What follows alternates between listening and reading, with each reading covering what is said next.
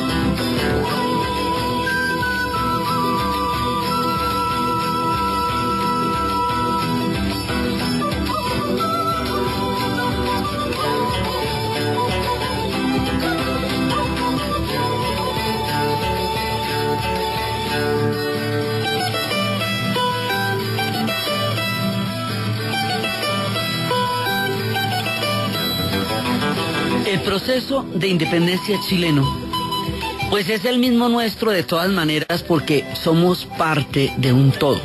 Y son estos procesos los que nos hicieron hermanos y son estos procesos los que crearon la identidad latinoamericana y esta inmensa cultura hemisférica continental de la que todos estamos formando parte en nuestra historia.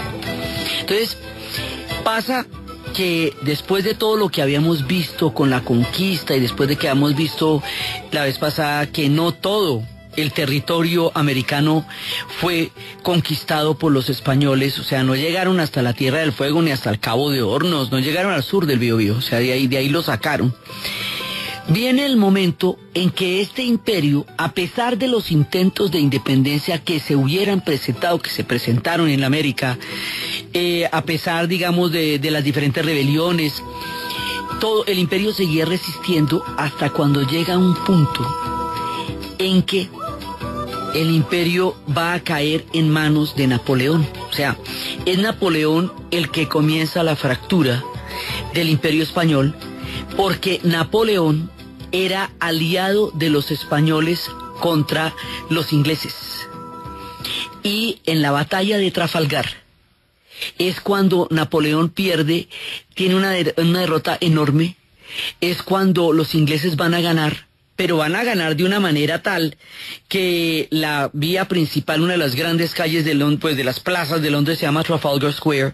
La batalla de Trafalgar implica el comienzo de un mundo y el final del otro. En la batalla de Trafalgar, España pierde toda la armada, toda, es digamos el principio del fin del imperio español, porque como es un imperio de ultramar, entonces si llega a perder los barcos, pues entonces queda incomunicado con todo lo que son las venas y las arterias de la comunicación de los españoles con sus territorios de ultramar. Entonces aquí se sella la alianza entre los franceses y los españoles. Napoleón está empezando toda su campaña, estamos en el momento en que las ideas de la Revolución Francesa están por toda Europa. Napoleón estará llevando las ideas de la Revolución a través de todo su paso por Europa. Entonces resulta que hay un momento en que Napoleón le pide, después de la victoria de los ingleses en Trafalgar, una alianza entre los ingleses y los portugueses, que son aliados naturales en este momento de la historia, hace que Francia se pueda ver bloqueada por el mar y que a través de Portugal puedan entrar tranquilamente los ingleses por la península ibérica y de una vez le lleguen a Francia a la puerta. Entonces eso hace que Napoleón le diga a España que si le permite atravesar el territorio español para bloquear a los portugueses. Como son aliados en ese momento, entonces los españoles aceptan mediante un tratado que se llama el Tratado de Fontainebleau. Sí, pero la idea es de paso, o sea, como cuando usted está haciendo cola en el cine y alguien le pide permiso para pasar a la taquilla. No le están pidiendo permiso para colarse, le están pidiendo permiso para pasar por entre la cola.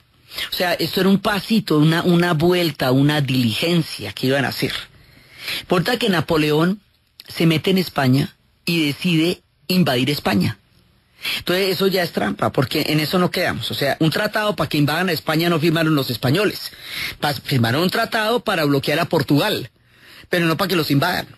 Entonces Napoleón no solamente los invade, sino como había una disputa entre los dos reyes, Carlos y su hijo Fernando VII, entonces él de una vez coge y los dos los mete a la cárcel y pone de gobernante a su hermano José Bonaparte, el que se conoce con el nombre de Pepe Botellas, que entre otras cosas él no era ni alcohólico ni nada de eso, sino que una vez pidió vino para todo un regimiento y quedó con ese apodo. Entonces, a pesar de que José Bonaparte no era un tipo, digamos, era un tipo progresista, tenía las ideas de la Ilustración y todo eso, pues era un invasor, era un ilegítimo, porque es que estaban poniendo un trono, un rey extranjero en el trono de España. Ahora, ambos son Borbones. De todas maneras, aunque la Revolución Francesa hubiera decapitado a Luis XVI, que era un Borbón, de todas maneras la alianza de la dinastía de los Borbones en España con Napoleón no se va a mantener, o sea, la alianza de ellos dos se mantiene. Entonces resulta que Napoleón se mete, les clava a otro rey, y al clavarles un rey que es su hermano, fractura la corona española porque los dos reyes están detenidos y hay un rey que es puesto por Napoleón. Esto rompe toda la estructura de poder. Entonces, lo único que queda en España de autonomía, en ese momento tan delicado de su historia, es la Junta de Cádiz, la Junta de Sevilla, porque es como la representación casi de lo que queda de autoridad. Entonces, el movimiento de juntas en España nos va a dar un marco a nosotros, porque América, toda la América hispana, tiene un único vínculo con España, que es la corona. Nosotros teníamos en aquella época el vínculo de los virreinatos a través de la figura del rey de España. Si el rey de España no está en el trono, tú y yo, ¿qué vinimos siendo? Entonces resulta que en el movimiento de juntas se dice que cuando la soberanía no está en manos de Dios, la soberanía va al pueblo, y el pueblo son los movimientos de juntas. Entonces nosotros tenemos que tener una respuesta institucional a lo que está pasando en España, que entre otras cosas ni los españoles lo saben, ni nosotros tampoco, porque las noticias llegan en 8 meses, y en Chile llegan en 8 meses porque eso queda muchísimo más lejos. Entonces, la cosa es bastante complicada, y la situación de España es complicadísima porque va a haber una rebelión de los españoles contra los afrancesados, o sea, contra el rey francés y los que lo apoyan. Los que lo apoyan porque quieren las ideas de la Ilustración, porque esas son las ideas de la modernidad, pero impuestas de una manera violenta, así con una invasión, pues eso no es chévere, así sean las más chéveres de las ideas. Entonces eso va a hacer que haya una rebelión española, pero hay otros que defienden la Ilustración. O sea, España está desarticulada y por dentro tiene una rebelión en forma de guerra de guerrillas, que es como de las primeras veces que registramos eso en la historia. Entonces, ya es cuando hablábamos siempre que contamos estas historias de cómo Goya, que era un hombre verdaderamente amante de la Ilustración, cuando ve que las ideas de la Ilustración llegan a su pueblo de la manera tan terrible como llegaron, en nombre de la razón, es cuando dice, ¿y cómo así? El sueño de la razón crea monstruos, y toda su obra se ensombrece por la paradoja de ver llegar a las ideas oprimiendo a su pueblo, y es cuando pinta los fusilamientos, y España entra en una coyuntura sumamente dramática. En la coyuntura, España no está para gobernar, no puede. Entonces nosotros nos toca pues hacernos cargo de lo nuestro. Hacernos cargo de lo nuestro es hacer un movimiento de juntas. El movimiento de juntas empieza por dos lados. Empieza en Tuitibaya, en Chuquisaca, en Bolivia. Empieza con la rebelión quiteña. Todo esto en 1809, empieza con Montevideo en 1808, y se van a formar un montón de movimientos de juntas por toda la América como un reguero de pólvora. Unas de esas juntas van a ser radicales en cuanto a no relacionarse más con España. Otras van a pedir es que viva el rey y que muera el mal gobierno. El caso, por ejemplo, de Montevideo. Montevideo lo que quiere es un virrey español y no un virrey francés. Es un movimiento que en principio es monárquico. Mientras que el movimiento de juntas que se va a dar en Buenos Aires Ese es un movimiento radical que ya no quiere ningún lazo con España. Dentro de todo ese movimiento de juntas que se va a dar por todas partes está el movimiento en Chile, en Santiago también. Porque eso es parte de todo un proceso. El movimiento de juntas empieza en 1809 realmente, pero es que en 1810 se extiende por todas partes. Y es cuando se va a dar en Bogotá y es cuando se va a dar en todos lados, porque aquí se va a dar en Monpós, se va a dar en Cali, empieza por Cali. En Cali, en Monpós, en Cartagena. O sea, el movimiento de juntas va a estar por todas partes, por todo el continente. Entonces, menos en Perú. En Perú no hay movimiento de juntas porque el imperio son México y Perú. Esos son los virreinatos de verdad los poderosos, o sea, donde está el billete, donde está la vuelta larga es ahí. Entonces en México se va a dar un grito de independencia que es el grito de Dolores. Pero ese grito de Dolores va a ser aplastado más adelante, sin embargo es como ellos lo reconocen. En Perú no. En Perú no va a haber movimiento de juntas porque Perú es el corazón del imperio. O sea, el imperio español está en México, que llamamos Nueva España, y está en el Perú. Los demás somos subsidiados, muchas gracias, muy queridos, muy bonitos, y sí, tenemos oro y todo lo que tú quieras, pero las fortunas que sacan de México y Perú no son comparables con los que sacaron del resto del continente. Entonces, así las cosas, el movimiento, pues para llegar a Chile, va a llegar como junto con todos los demás. Entonces nosotros estamos en una situación de movimiento de juntas. Estamos en una situación que nos obliga a definirnos política e institucionalmente frente a la fractura del poder español. Como no es claro lo que está pasando allá, tampoco es clara ni unificada la posición del movimiento de juntas que nosotros vamos a tener. Por eso hay unas que son radicales, otras que son realistas, que todavía son monárquicas, otras que quieren algún tipo de conciliación, otras que no quieren ninguna. No hay una política unificada del movimiento de juntas, porque tampoco es claro lo que está pasando en España y porque cada uno tiene una idea diferente de cómo relacionarse con la corona. A este movimiento de juntas es al que nosotros llamamos bicentenario, porque en el 2010 cumplimos 200 años de ese movimiento, y como es un movimiento continental, es el que queda como en el imaginario de las independencias nuestras, aunque las independencias propiamente dichas se van a librar a través de batallas, que esas sí no son unas en 1819 como la nuestra, en una secuencia que va a terminar hasta 1821 en Junín y Ayacucho. Entonces, esas batallas también van a ser un movimiento conjunto, que son las que ya van a determinar el fin del Imperio Español y el nacimiento de un continente, que es lo que va a resultar de acá. Ese es el contexto grandote, donde estamos metidos. Ahora, vámonos para Chile, porque es que resulta que en este momento están las ideas de la Revolución Francesa. Está la independencia de los Estados Unidos, la primera que consigna la igualdad de los hombres ante la ley, basada en la Constitución de Virginia. Está la ilustración con la separación de poderes, con todo lo que va a ser la soberanía de los pueblos, el derecho a la autodeterminación, los ciudadanos. Entonces, estas ideas de Europa que están cambiando el mundo, van a ser ideas en las que van a estar en contacto todos aquellos que van a empezar los movimientos de independencia en toda nuestra América. Ese es el caso de Bernardo de O'Higgins. Bernardo de O'Higgins era el hijo de un virrey, inclusive, y estaba educado en Inglaterra. Cuando el hombre está educado en Inglaterra, él allá va a conocer pues la revolución industrial, la Inglaterra tremenda, la Inglaterra poderosísima. Entonces de allá trae las ideas, de allá trae las máquinas, de allá trae, él tenía una formación en ciencias, las formaciones científicas, trae un montón de cosas. Cuando regresa se demora 5 meses en regresar desde Inglaterra. Ustedes imagínense que no existía el canal de Panamá.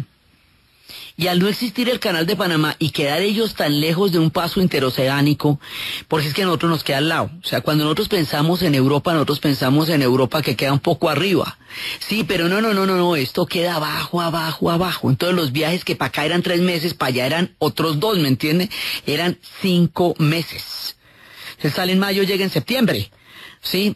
Entonces, cuando ya llega en septiembre, viene con todas las ideas, viene con todo esto y viene con el movimiento de juntas y empieza toda la discusión de qué va a pasar con nuestro continente. O sea, en los movimientos de juntas hay una serie de preguntas, que si vamos a ser federalistas, que si vamos a ser centralistas, que si vamos a ser monárquicos, las preguntas para la creación de una institucionalidad, las preguntas que todo pueblo tiene que hacerse para saber cuál es su destino. Ellos van a tener esas confrontaciones, lo mismo que nosotros. Poco a poco vamos a ver que este proceso es hemisférico, que no lo hubiéramos podido hacer ninguno de nosotros solos, que se necesitó todo el continente para lograrlo, y que Chile está en parte de eso, como lo somos nosotros, como es Venezuela, como es Argentina, y eso nos hermana a todos.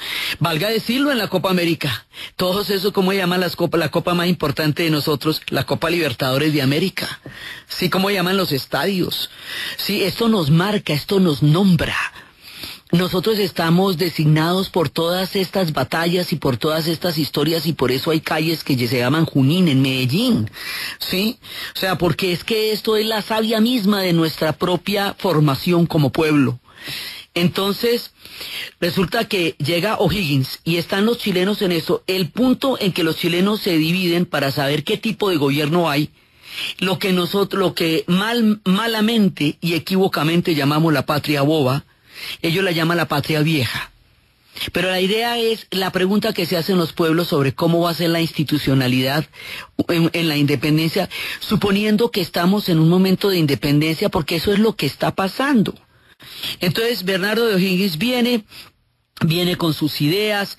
Vamos, él nació en 1778, vamos a ver cómo se va a encontrar con el resto del combo. Él estuvo en Cádiz, él estuvo en Londres, él estuvo en Richmond, él sabía inglés, él pues tenía toda esa formación, tenía una formación literaria, él era dibujante, él era científico, digamos, es un tipo con un bagaje importante.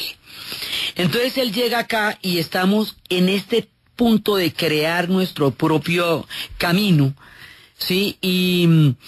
Y va llegando, pues llega por Valparaíso, porque por eso es que los puertos Valparaíso, Concepción son tan importantes, porque el Pacífico es la única comunicación que hay y no existe el Canal de Panamá, y las noticias además no es que no existe el telégrafo, las cartas llegan 8 meses después, cada vez que llega un chisme acá nosotros no sabemos, la situación ya puede ser totalmente distinta en España cuando llegan los chismes acá, porque es una situación tan volátil que permanentemente se está transformando.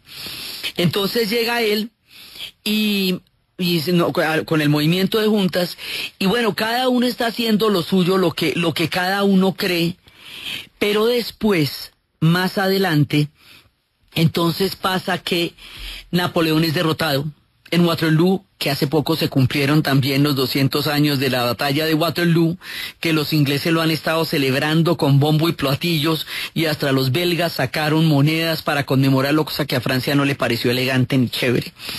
Entonces resulta que Napoleón es derrotado, o sea, lo va a derrotar el general Invierno en Rusia, y después lo van a coger en Waterloo, y después incluso llega y se rearma y vuelve y al ruedo, y luego ya definitivamente lo llevan a la isla de Santa Elena, donde terminará sus días.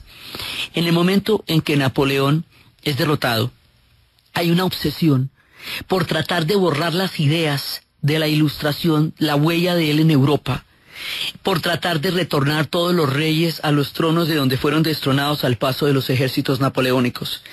Sale de la cárcel Fernando VII a gobernar, pero Fernando VII sale a gobernar como si no hubiera pasado nada. Como si, me ha dicho, como sale como en Guayabao, ¿me entiende? Como si no, como en Lagunao, como si se hubiera aparecido y sin tener ni idea qué.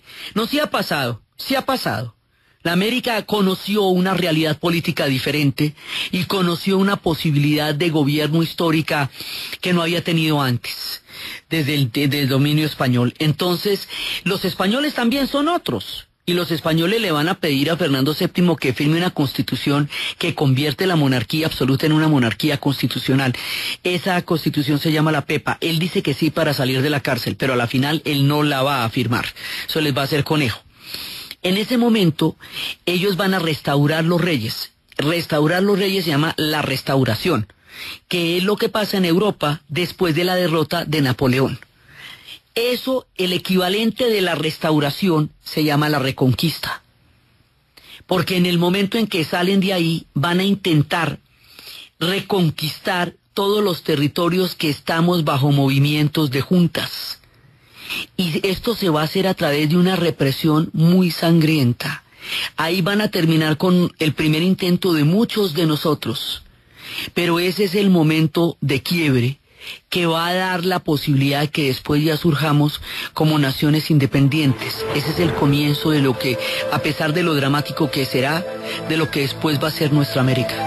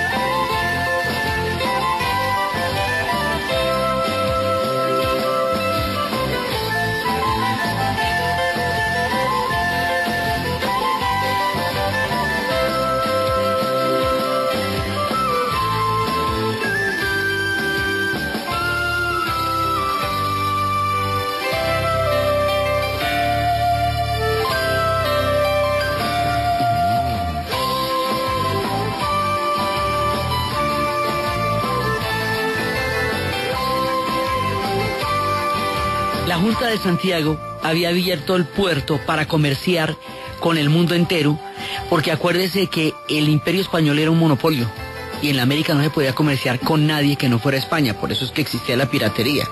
Entonces la Junta de Santiago dijo, listo, abramos esto, y empiezan a montar su proyecto de cómo lo que van a hacer, y abren los puertos y empiezan a romper el monopolio y a crear un mundo tranquilamente. Pero resulta que ahí es cuando viene el tema de la reconquista. Chile es parte del virreinato del Perú. O sea, los virreinatos estaban de la siguiente manera. El virreinato de la Nueva Granada, sí, está el virreinato del Perú. Chile forma parte del virreinato del Perú, lo mismo que Paraguay, que Asunción. Asunción estaba entre los dos virreinatos porque jurídicamente estaba con uno y administrativamente estaba con otro. Entonces tenía las paticas en ambos, pero oficialmente figuraba en el virreinato del Perú. Mientras tanto, lo que hoy es Argentina y lo que hoy es Uruguay formaba parte del virreinato del Río de la Plata.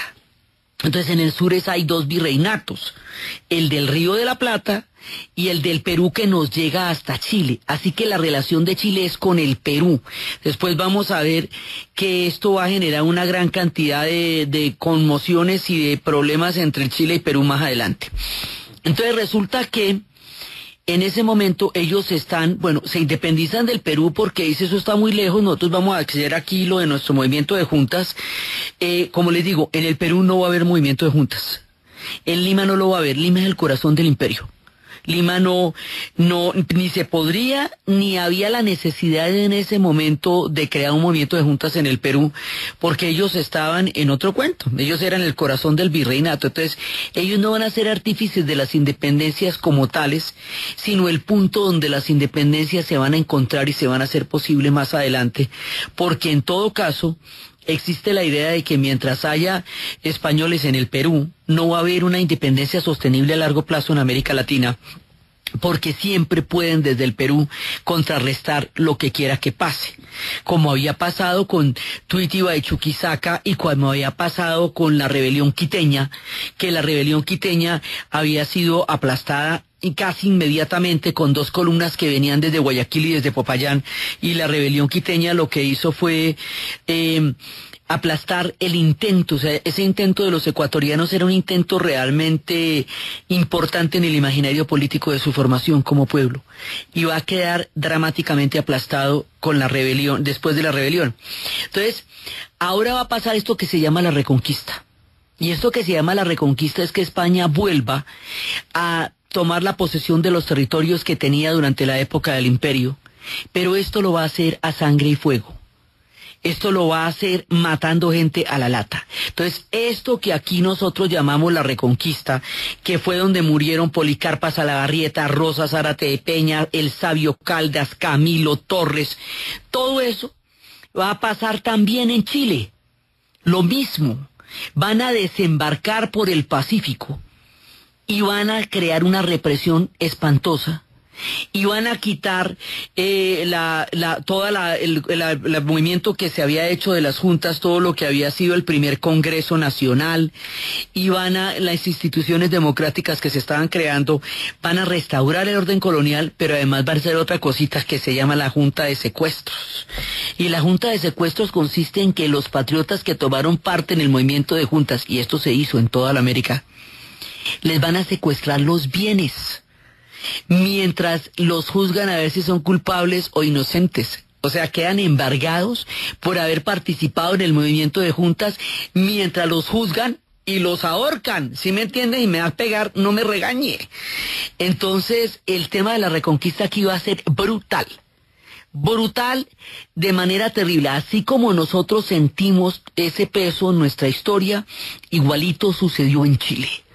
Igual que sucedió en Venezuela, igual sucedió en Chile, igual que sucedió en Cartagena, igual que Cartagena cayó y fue el famoso cerco y el sitio de Cartagena, y por lo cual se llama la heroica.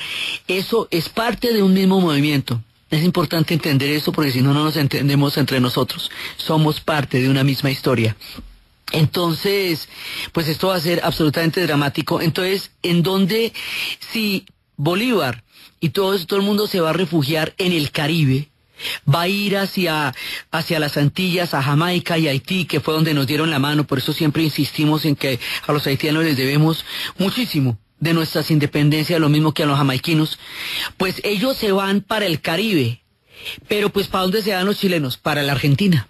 Sí, porque la Argentina, el movimiento de juntas de la Argentina es radical. Sí, ese es de entrada.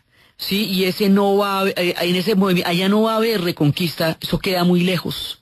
Sí, entonces ellos de una vez, después de las juntas, van a quedar independientes. De una vez. Y allá es donde se van a refugiar. Allá se va a conocer Bernardo de O'Higgins con otro grande de los grandotes, inmenso de los inmensos, que se va a llamar Francisco de Miranda, el propio. Francisco de Miranda ha fundado una logia masónica que se llama la Logia Lautaro. Y esa Logia Lautaro se llama, lo estábamos viendo la vez pasada, por el toqui o el cacique indígena. ¿Se acuerda que habíamos visto que era Caupolicán, que era Lautaro y que era Colo Colo? De la resistencia, de toda la resistencia mapuche a la conquista. Bueno, en la memoria de estos pueblos, en la memoria de estos hombres, la logia se llama Lautaro, por él. Es una logia masónica. Masones van a haber todos en esta época, y esto va a tener un papel absolutamente importante porque la masonería es muy antigua. La masonería está desde el mismo rey Salomón. Se habla de los constructores del arca. También se habla de desde el punto esotérico, porque ellos tienen una victoria esotérica también con el arca de la alianza. Desde el punto de vista histórico se habla de ellos en las construcciones de las catedrales góticas en el mundo del medioevo en Europa, se llamaban francmasones. Pero ya en la modernidad ellos son libres pensadores. Ellos son, tienen una dinámica y una lógica en la cual ellos son constructores, creen en un Dios, en el gran arquitecto, en el constructor del universo. Por eso su símbolo es el compás y el triángulo, pues digamos, el gran arquitecto. Entonces, esta logia, ellos tienen una gran logia, tienen pequeñas logias y tienen toda una organización, y ellos van a quedar, como están en contra de las tiranías y están en contra de las monarquías, y entonces ellos van a ser perseguidos por todo el mundo, pero por todo el mundo van a ser perseguidos desde los reyes, desde Alejandro y hasta las dictaduras. Sí, hasta Hitler y Mussolini, todo el mundo va a perseguir a los masones, una sociedad. Ellos dicen que no son secretos sino discretos, pero pues tienen lo suyo, o sea, ellos no, digamos, no revelan todo su conocimiento, pero tienen un gran conocimiento del mundo y son librepensadores. Ellos van a ser los dinamizadores de los procesos de independencia, tanto en todas nuestras tierras. Bolívar, Miranda, San Martín, O'Higgins, todos son masones. Y la rebelión que se hizo en el Brasil, la única que se hizo contra la corona portuguesa, que se llama la Inconfidencia Minera, lo hizo Tiradentes, que era masón. Y entonces, o sea, eso tiene una incidencia muy grande. La influencia viene por Inglaterra, que es la lógica, digamos, de la parte insular, pero también por el continente de la parte francesa. Esa influencia la va a recibir Bernardo de O'Higgins. Y Bernardo de O'Higgins se va a encontrar con Francisco de Miranda. Y se van a encontrar con José de San Martín.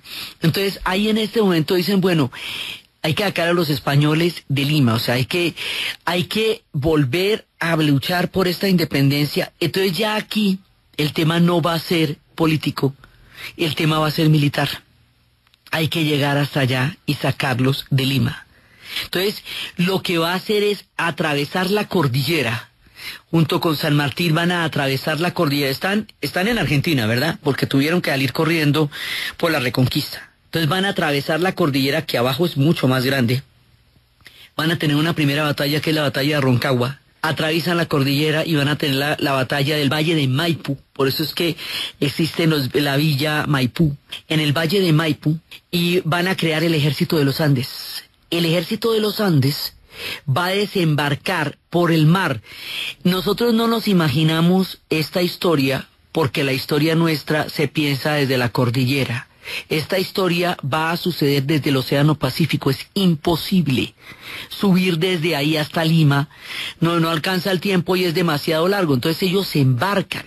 Entonces primero está Roncagua, Maipú, se embarcan por el Pacífico para desembarcar en un lugar que se llama Paracas. Y en el lugar de Paracas, que eso queda en el Perú, entre una playa desértica y el agua, y hay un monumento, así solito, y uno se acerca y dice, aquí desembarcó José de San Martín. Entonces, ellos van a crear el Ejército de los Andes, para encontrarse con los ejércitos del norte, que es el que está presidiendo Bolívar. Eso por les digo, esta es una historia conjunta. Los dos ejércitos se van a encontrar en el Perú, porque el Perú es el punto donde es más fuerte el poderío español en la América del Sur.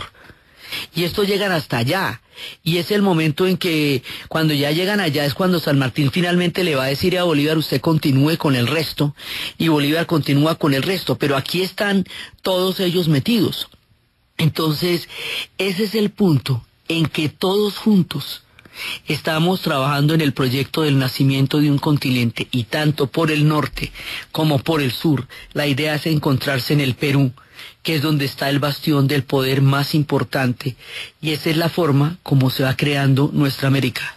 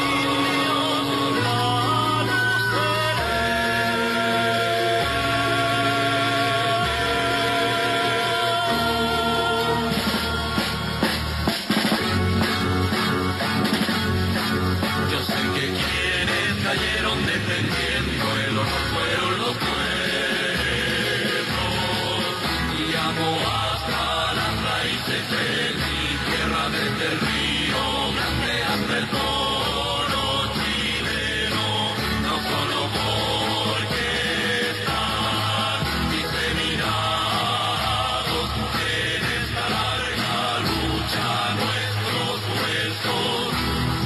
escuchando con Quilapayún, también de la canción popular chilena, un relato de nuestra América. Entonces, la Reconquista empezó en 1813. Cuando ellos ya logran organizarse es para 1817. Y hay una serie de batallas decisivas en ese lado, antes de que se peguen el gran salto, y están la de Rancagua, la de Maipú y la de Chacabuco. Chacabuco es, digamos, como la clave, y esa es la que la gana O'Higgins. Sí, y ahí es, digamos, donde están en condiciones de poder liberar. Entonces, como les digo, esto es un esfuerzo conjunto. Así que las batallas que van a estar sucediendo en el norte, las de Boyacá, las de Bomboná, las de Pichincha, las de Carabobo, están sucediendo paralelamente con Rancagua, con Maipú, con Chacabuco. Sí, o sea, todo es un gran proyecto continental para encontrarse todos en el Perú y terminar con el dominio español ahí en el Perú. Por eso las batallas definitivas van a ser Junín y Ayacucho, que son las del Perú, porque durante el movimiento de juntas había cualquier cantidad de diferentes puntos de vista acerca de la relación con España, pero la Reconquista y la manera brutal como una generación de patriotas fue ejecutado tanto al norte como al sur, hace que ya no haya ninguna posibilidad de negociación con España y que el tema se vaya hacia lo militar y se vaya hacia las batallas. Y para eso se necesita la fuerza de todo un continente, y eso fue lo que hicimos juntos. El proceso de independencia de Chile forma parte de este gran proyecto continental que le dio nacimiento a todos nuestros pueblos. Y ahí el propio es Bernardo de O'Higgins. Cada uno tiene lo suyo, ¿no? En Uruguay estará Artigas, en Argentina San Martín, sí, así, pero digamos, el que se soñó todo esto fue Francisco de Miranda. En la rebelión quiteña estarán Eugenio Espejo, sí, el barón de Carandolet, sí, y entre nosotros Bolívar, Santander, Antonio Nariño, Camilo Torres, pues Sucre, bueno, todos estos personajes que son los que van a ejecutar el proyecto histórico de crear este continente. Entonces, el propio de ellos es Bernardo de O'Higgins, y por eso la historia de él es también la historia del nacimiento de Chile, de este personaje retornando para allá a crear una nación de lo que antes fue un virreinato. Y todo esto lo vamos acompañando de la canción popular chilena, lo vamos acompañando con Quilapayún, con la música de los Andes, con canciones de Ángel Parra, que nos van musicalizando estos procesos del nacimiento de Chile.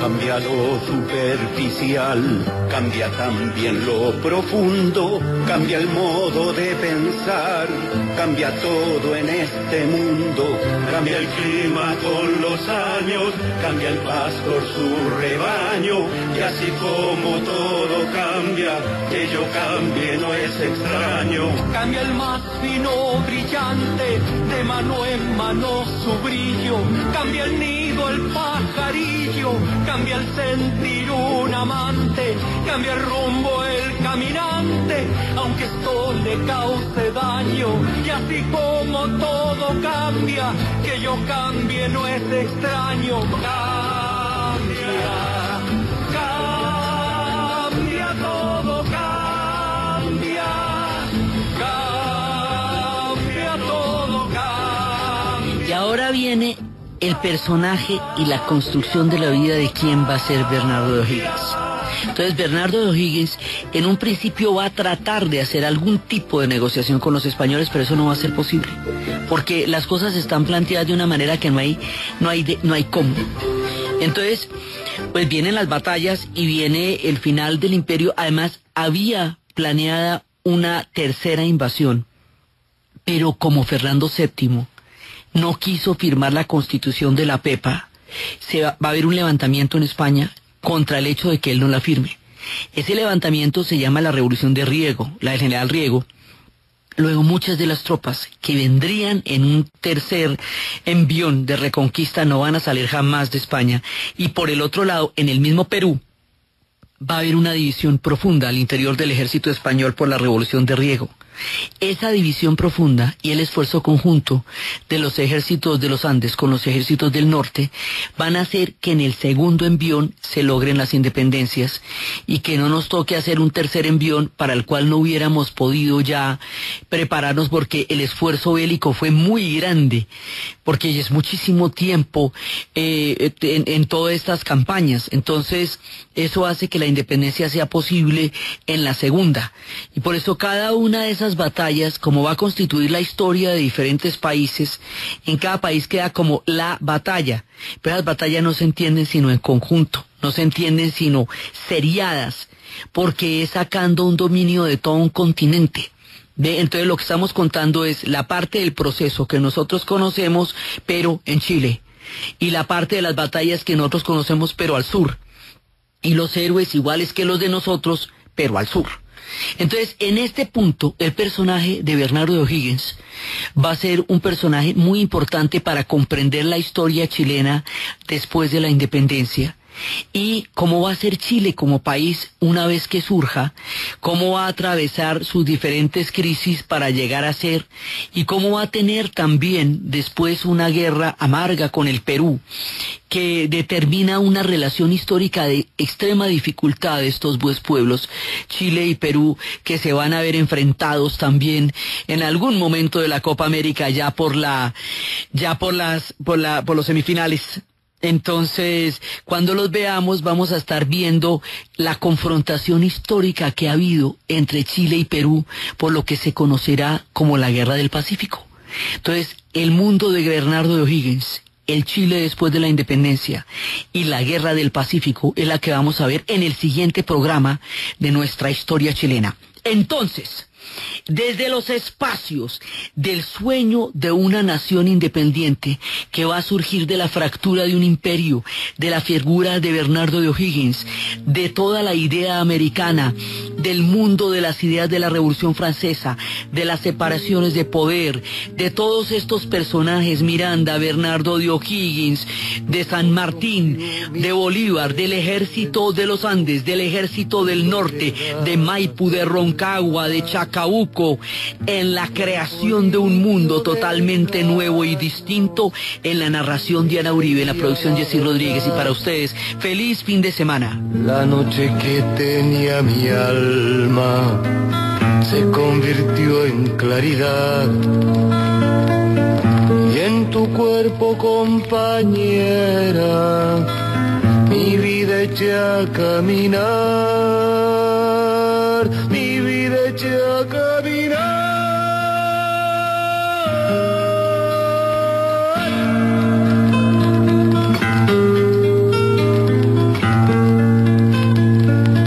El trigo de los veranos va cayendo lentamente